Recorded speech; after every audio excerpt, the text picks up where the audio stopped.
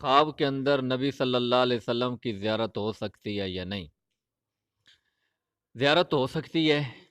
ابن ماجہ کے اندر حدیث ہے صحیح سند کے ساتھ، آپ صلی اللہ علیہ وسلم نے فرمایا من رآنی فی المنام فقد رآنی فإن الشیطان لا يتمثل بصورتی، کہ جس نے خواب کے اندر مجھے دیکھا وہ یقین کر لے کہ اس نے مجھے ہی دیکھا ہے،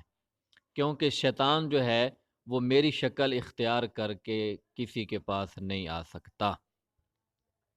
ٹھیک ہے، کسی اور کی شکل اختیار کر کے تو کسی کو دھوکہ دے سکتا ہے، لیکن میری شکل بنا کر کسی بندے کو دھوکہ نہیں دے سکتا۔ ٹھیک ہے،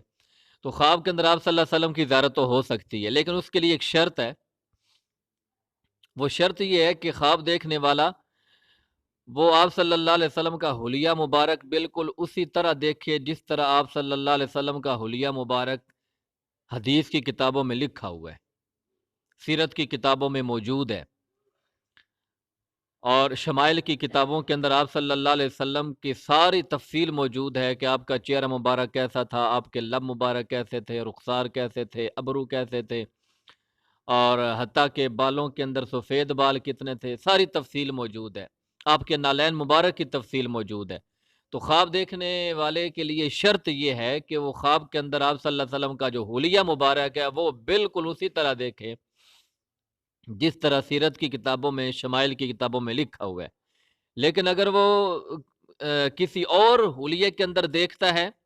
مثال کے طور پر دیکھتا ہے کہ آپ صلی اللہ علیہ وسلم نے نعوذ باللہ پینٹ شرٹ پہنی ہوئی ہے، یا آپ صلی اللہ علیہ وسلم کی نعوذ باللہ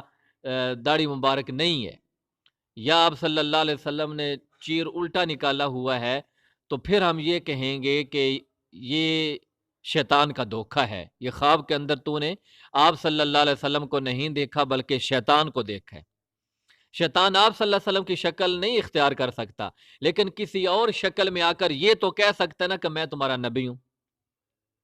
یہ دھوکہ تو دے سکتا ہے نا۔ تو پھر جس آدمی نے آپ صلی اللہ علیہ وسلم کی سیرت مبارک کا مطالعہ نہیں کیا ہوا وہ اس کے دھوکے میں بھی آ سکتا ہے۔